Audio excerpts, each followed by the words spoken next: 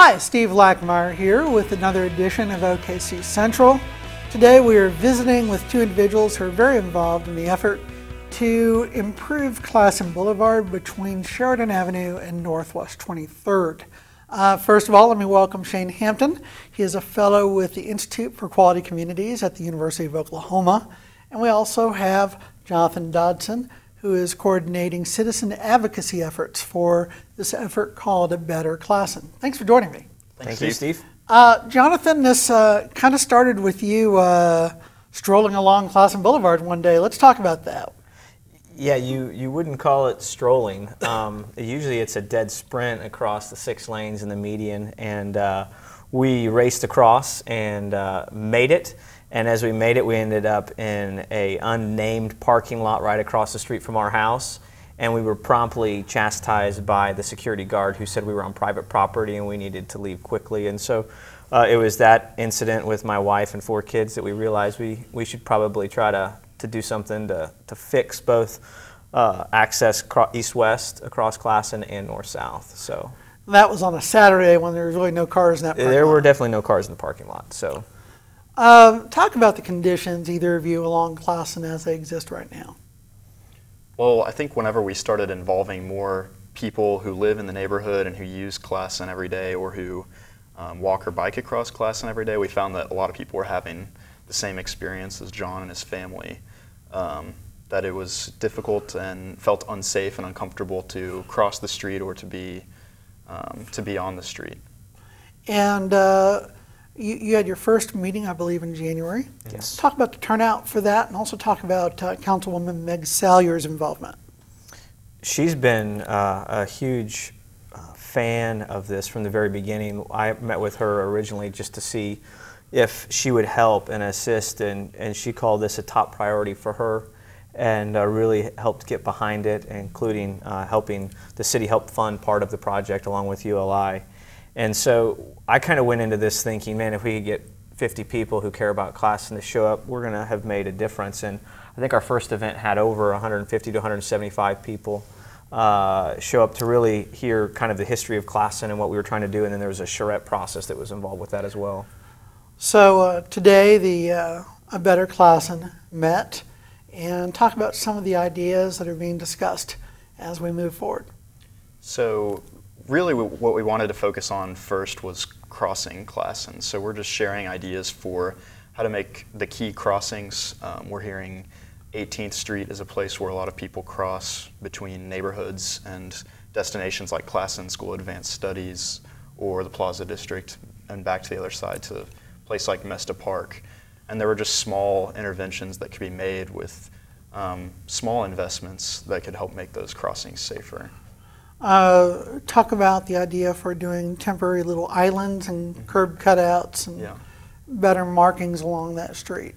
Yeah, there's also some places along Classen. A lot of people felt that Classen Boulevard, its place in Oklahoma City, is sort of an iconic, beautiful street, and yet what actually is on the ground, especially in the downtown area, has sort of fallen into disrepair a little bit. There's wide concrete asphalt stretches, and there are some opportunities there where some space could be reallocated to do some temporary public art beautification projects that would help make that a more pleasant experience to drive, walk, bike in that corridor.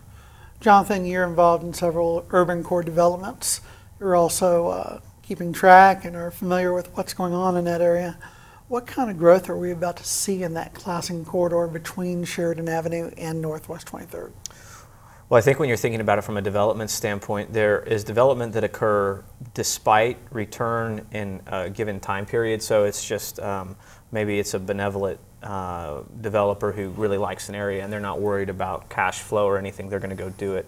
But for people like myself, there needs to be some sort of return to make the numbers work. And so what we found is that Classen and west side of downtown is very attractive because one, you can find value properties, but there's also so much upside. There's so much going on. You look at 21C, you look at the incredible development that the Hall family and Andy Burnett and Mark Beffert are doing right there, and Zach Martin. So to have that on the west side really opens up some opportunity. And then you think south, and you think of what's going to happen with Wheeler and Farmers Market, which is your favorite place. I think that is definitely a place that if we can figure out how to really make the boulevard fit in with Farmers Market, which I think we're going to do, I think that the Farmers Market's going to take off. And so there's just a lot of activity that a lot of people haven't seen, but I think over the next 24 months it's going to explode with development. So Classen's ripe for some absolutely. changes to fit in with what's coming. Absolutely.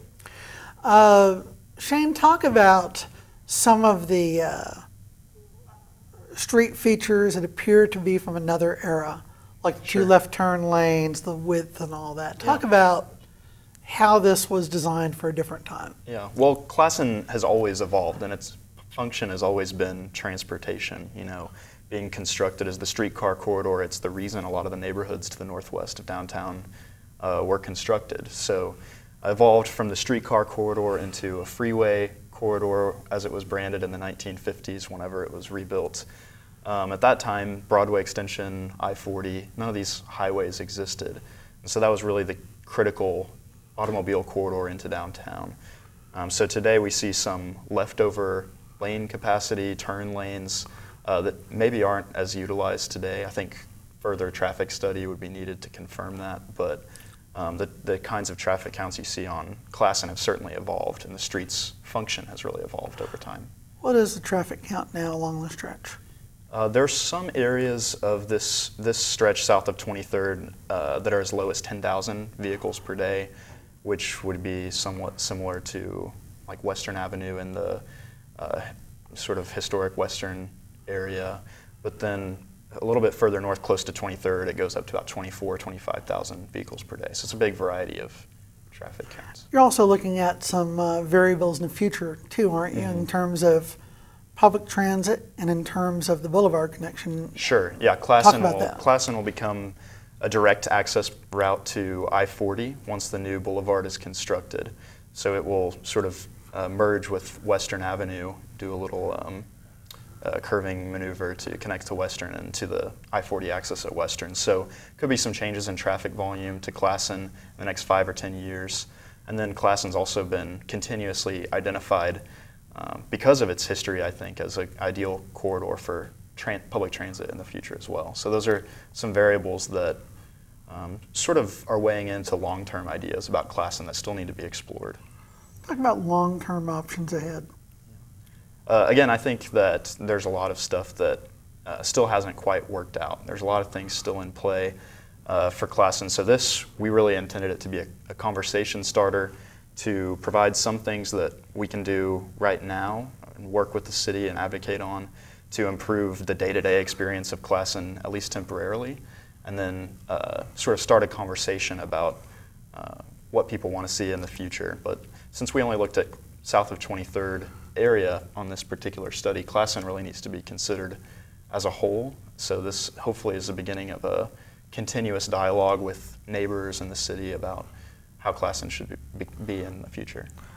Classen has this great, the fact that it's over 100 feet wide, it provides the context to do a lot of different things. And so when we talk about our low cost of living in Oklahoma City, a lot of times what we don't think about is that we are a car-dependent community, and an average car for a family, usually it costs about $8,000 a year.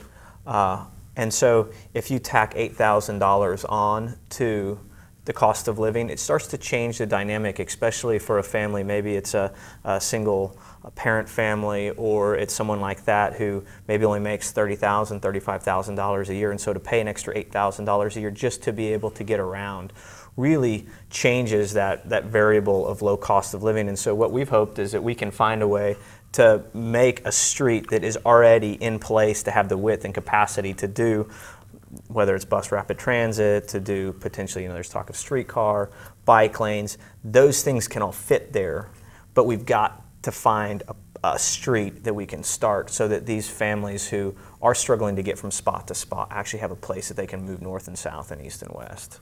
Classen's a good experimental Yes. opportunity. Yes. Yeah, I think it will just, as it has evolved in the past, it will continue to evolve as a transportation corridor, and I think the next trend in transportation is towards multimodal Yes. options. So that would be a street that offers multiple ways to get around. All right. Thank you very much for joining me. To follow more coverage of downtown, Classen, and the urban core, you can read my stories in the Oklahoman on News OK and on my blog at OKC Central.